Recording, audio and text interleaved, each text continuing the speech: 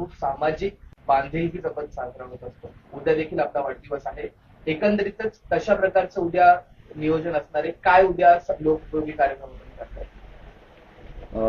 सर्वप्रथम सर्व पत्रकार बंधू भगिनींचे मी मनपूर्वक या ठिकाणी आभार व्यक्त करतो की आपण वाढदिवसानिमित्त या ठिकाणी उपस्थित झाला. उद्या 18 जून रोजी माझा वाढदिवस आणि वाढदिवस साजरा करणं हा उद्देश नसून उद्देशपूर्तीसाठी वाढदिवस साजरा करणं हा त्याच्या पाठीमागचा खरा उद्देश आहे. आणि उद्देश असा आहे की आपलं समाजाचं कुठेतरी देणं आहोत आणि सामाजिक जी बांधिलकी ती जपली पाहिजे या उद्देशाने उद्या सर्वप्रथम महापुरुषांना वंदन करण्यासाठी नतमस्तक होण्यासाठी आणि त्यांना मानवंदना करण्यासाठी छत्रपती शिवाजी महाराज पुतळा आणि विश्वरत्न डॉक्टर बाबासाहेब आंबेडकर यांच्या पुतळ्याला आम्ही मानवंदना करायला जाणार आहोत. तिथून आल्यानंतर बहुजन मुक्ती पार्टी राजमाता जिजाऊ उद्योग केंद्र या कार्यालयाचं उद्घाटन सोहळा उद्या सकाळी साधारण 9:30 वाजता आयोजित करण्यात आलेला आहे. आणि त्याच्यानंतर आम्ही सर्व नागरिकांसाठी आरोग्य शिबिराचं नियोजन केलेलं आहे. मोफत आरोग्य शिबिर आहे. त्याच्यामध्ये डोळे तपासणी असेल, नेत्र तपासणी असेल, अल्पदरात चष्मे वाटप असेल किंवा मोतीबिंद वगैरे होतो तर त्याच्यावरती जे शस्त्रक्रिया ती मोफत केली जाणार आहे. अशा पद्धतीचं कार्यक्रम आहे आरोग्य शिबिराचा. त्याच्यामध्ये जनरल चेकअप सुद्धा असेल आणि तो कार्यक्रम झाल्यानंतर आम्ही एका वृद्धाश्रमाला भेट देणार आहोत.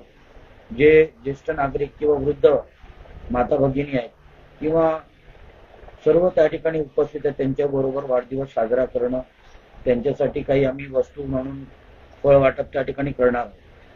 आणि तो त्यांच्याबरोबर आनंद साजरा केल्यानंतर आम्ही वृक्ष लागवड सुद्धा करणार, वृक्ष रोपण सुद्धा करणार आहोत.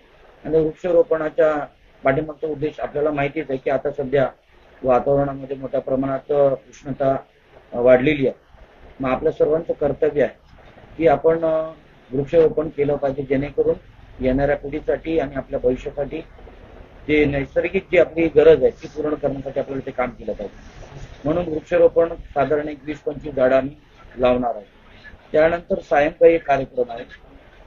तर तो सायंकाळी जो कार्यक्रम आहे तो आहे ऑर्केस्ट्राचा कार्यक्रम आहे आणि त्या ठिकाणी दादूस म्हणा किंवा नॅशनल इंटरनॅशनल लेवलवरती प्रबुद्ध लोखंडे असेल, अतुल भोईर असतील किंवा विनोद येगळे माझे बंधू ते सर्व ऑर्गनाईज करतात. मित्र परिवार आहेत कलाकारांचा, ते सर्व येणार आहेत, त्या ठिकाणी कला सादर करणार आहेत. तर सर्व आपले या ठिकाणी गीतांचा नजराणा नागरिकांसाठी लोकांसाठी या ठिकाणी सादर केला जाईल आणि अभिष्ट चिंतन म्हणजे शुभेच्छेचा कार्यक्रम त्या ठिकाणी केक कटिंग करून केला जाणार आहे. या निमित्ताने भोजनाची पण व्यवस्था आहे. तर मी सर्व नागरिकांना आवाहन करतो की आपण उद्याच्या वाढदिवसाच्या कार्यक्रमासाठी उपस्थित राहावं. त्याचबरोबर मी आपणास विनंती करतो की आपण येताना पुष्पगुच्छ शाल आणण्यापेक्षा मान सन्मान पद प्रतिष्ठा या गोष्टींपासून अलिप्त राहून समाजाचा पण कुठेतरी देणं आहोत, त्यांचं योगदान आहे. आपल्या महापुरुषांच्या आणि अगोदरच्या पिढीने केलेल्या उपकारामुळे आपण हे दिवस पाहत आहोत. म्हणून त्याची परतफेड म्हणून पुढच्या महिन्यात एक कार्यक्रमाचं आम्ही नियोजन करत आहोत. तो कार्यक्रम असेल जागृतीचा कार्यक्रम, भंडाऱ्याचा कार्यक्रम असेल, आपल्या महापुरुषांच्या महामातांच्या विचारांचं जागर असेल, त्यामध्ये कीर्तन असेल, गोंधळ असेल, अशा विविध उपक्रमांचं आम्ही आयोजन करणार आहोत. आणि त्या ठिकाणी सुद्धा आम्ही भोजनाचं आयोजन करणार आहोत.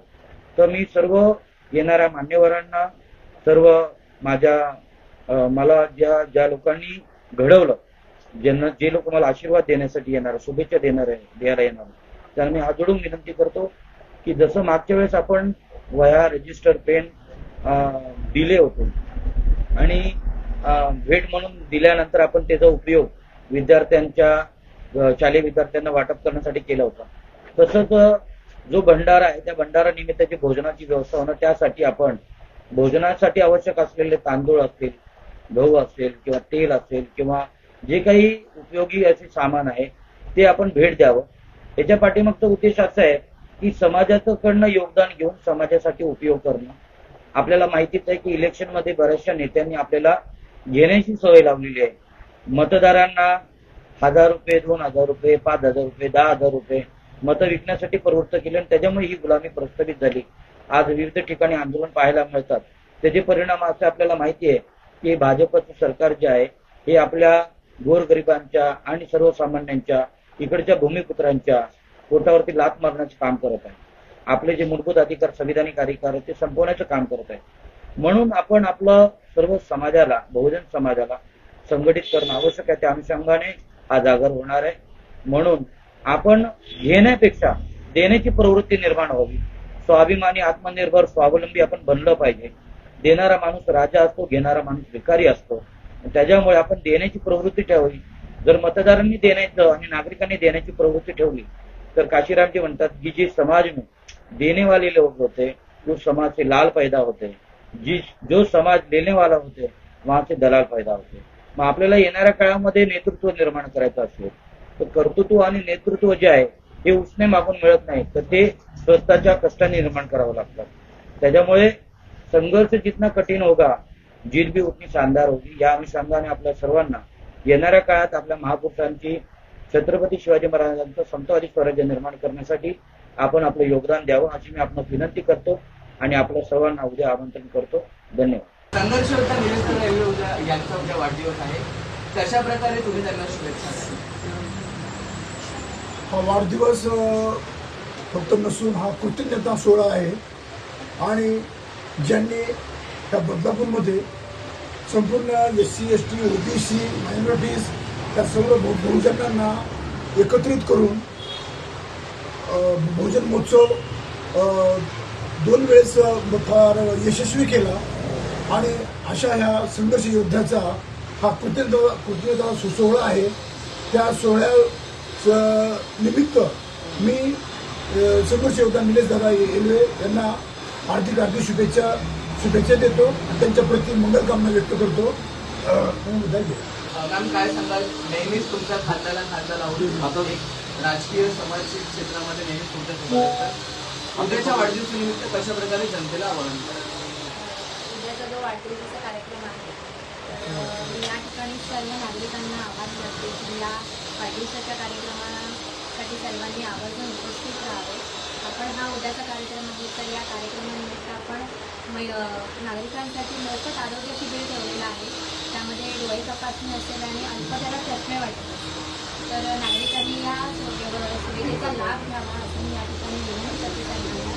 आणि संध्याकाळी जो ऑर्केस्ट्राचा कार्यक्रम असणार आहे शिवाय भोजन आपण ठेवलेलं आहे वाढदिवसानिमित्त, तर सर्वांनी या कार्यक्रमासाठी आवर्जून उपस्थित राहावं. सर्वप्रथम जय भीम जय शिवराय. मी नितेश खांडेकर, जय भीम युवा संघटना अध्यक्ष. आज निलेश दादा येलवेबद्दल बोलायचं झालं तर माझ्या मते निलेश दादा येलवे केवळ एक नाव नसून एक सामाजिक संघर्षाचं एक प्रतीक आहे. बदलापूरच्याच राजकारणाची नसून केवळ तर महाराष्ट्रभर त्यांची चर्चा अशी आमची निलेश दादा येलवे. समाजासाठी तसेच गोरगरिबांसाठी अहोरात्र झटणारा, अहोरात्र जागरण करून, मी स्वतः पाहिलं त्यांनी अहोरात्र जागरण करून असा झटणारा आणि किंबहुना रस्त्यावर उतरून त्यांना न्याय मिळवून देण्यासाठी संघर्ष करणारा हा योद्धा आहे. तर आणि त्यांच्या याच जी काही कार्यपद्धती, कार्यशैली आहे आणि त्यांच्या या कार्याला प्रभावित होऊन मी तसेच माझी संघटना आणि किंबहुना बदलापूरमधील बरेच पक्ष संघटना, त्यांचे अध्यक्ष, सामाजिक कार्यकर्ते त्यांच्या या कार्यावर प्रभावित होऊन त्यांच्यासोबत या ठिकाणी जोडलेले आहे. ते आपण सर्वांनी पाहिलं. तर उद्या याच नेतृत्वाचा उद्या वाढदिवस आहे. तर सर्वप्रथम मी त्यांना शुभेच्छा देतो त्या गोष्टीसाठी. त्यांच्या जसे आमचे काका बोलले की ते केवळ वाढदिवस समारंभ नसून एक कृतज्ञता सोहळा आहे. ज्याप्रमाणे निलेश दादा येलवे कायम आपल्यासाठी, समाजासाठी रस्त्यावर उतरून लोकांसाठी उभे असतात, त्या उद्याचा दिवस आपणही त्यांच्यासाठी एक कृतज्ञता सोहळा म्हणून त्या ठिकाणी उपस्थित राहून अशा या योद्ध्याला त्या ठिकाणी शुभेच्छा देण्यासाठी नक्कीच उपस्थित राहून मी माझ्या संघटनेच्या वतीनं व आपल्या चॅनलच्या माध्यमातून या ठिकाणी सर्व बदलापूरकरांना विनंती करतो की त्यांनी कृपया दादांच्या वाढदिवसाला उद्या उपस्थित राहून त्यांना नक्की शुभेच्छा देण्यासाठी